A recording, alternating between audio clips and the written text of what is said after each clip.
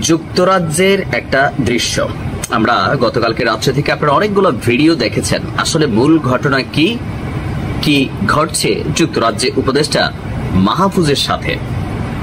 যে কালো গাড়িটাতে আপনারা দেখছেন যে পাবলিক ডিম মারছে। আচ্ছা, যুক্তরাজ্যে কি ডিমের মানে খাঁচি কি সস্তা নাকি আমি জানি না, তবে আমাদের কোরিয়াতে ডিম কিন্তু অনেক দাম, খাবার জিনিস নষ্ট করতে নাই। তবে বিদেশের মাটিতে আমরা বাংলাদেশে যেখানে ইট পাটকেল ছুরি অথবা অন্য কিছু ছুরি, বিদেশে কিন্তু সবাই টমেটো ছুঁড়ে ডিম ছুঁড়ে। এটা এইসব দেশে কি বলা যায়, ধরেন অহিংসমূলক অ্যাক্টিভিটিস হিসেবে কাউন্ট করা হয়।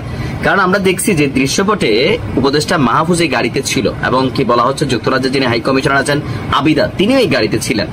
তো ডিম ছুড়ছিল, একদিকে পুলিশ বসেছিল। তো কারা ছুটতেছিল এটা কি বোঝা লাগে?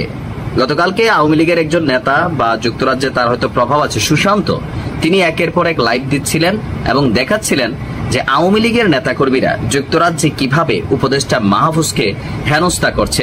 এমনকি বেশ কিছু কি বলা হয় যে ধরেন ছবি ভাইরাল হয়েছে, বাট আমি শিওর না যে এই ছবিগুলা আদৌ গতকালকের কিনা বা এটা কি এআই দিয়ে এডিট করা কিনা। আমার ধারণা এআই দিয়ে এডিট করা, কারণ উপদেষ্টা মাহফুজকে প্রকাশ্যে কিন্তু পাওয়া যায় না। তবে তার যিনি একজন সহকর্মী আছেন তাকে কিন্তু প্রকাশ্যে আমরা দেখেছি আওয়ামী লীগের কয়েকজন নেতাকর্মী লাথি দিয়েছেন, তার গায়ে হাত তুলেছেন।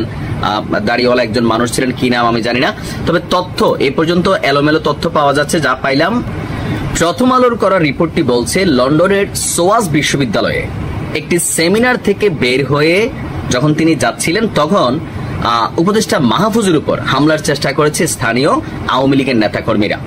লন্ডনের কেন্দ্রস্থলের ব্লুমসবারি এলাকায় সোয়াস বিশ্ববিদ্যালয়ের যে ক্যাম্পাস, সেই ক্যাম্পাসে সেই সেমিনার বিশ্ববিদ্যালয় কর্তৃপক্ষের সাথে যৌথভাবে আয়োজন করেছিল বাংলাদেশ হাই কমিশন।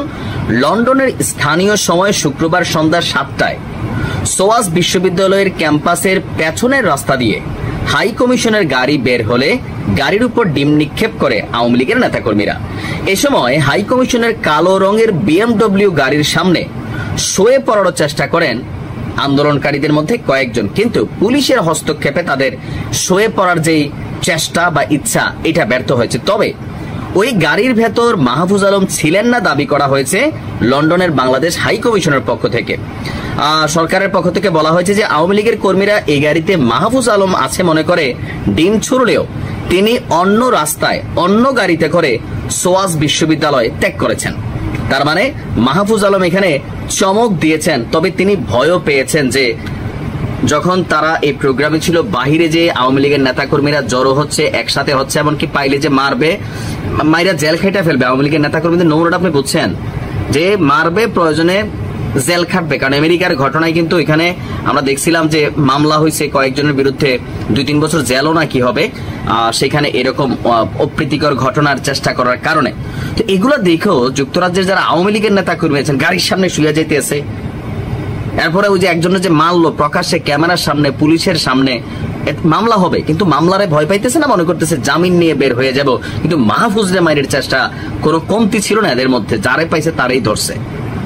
এখন এই ঘটনাগুলো আসলে কি পজিটিভ কোনো বার্তা দেয়? আমি কইলেও লাভ নাই, না কইলেও লাভ নাই। আগে আওয়ামী লীগ গেলে বিএনপি জামাতের নেতাকর্মীরা এরকম করছে, এখন ডক্টর ইউনূস তিনি যাচ্ছেন বা তার সাথে যারাই যাচ্ছেন, যারাই পাচ্ছেন বিদেশে এটা করতেছেন। এগুলা বাঙালি হিসেবে আমাদের চরিত্রের পার্ট, পরিবর্তন আর হইল না। যাই হোক, উপদেষ্টা মাহফুজ সুস্থ আছেন, ভালো আছেন, এতটুকু। আর যে ছবিটা আমিও দিলাম সবাই দেখছেন, আমার ধারণা এই ছবিটা এআই দিয়ে করা, কারণ তার উপরে ডিম পড়ে নাই, এটা 100% এআই দিয়ে তৈরি করা। ভালো থাকুন।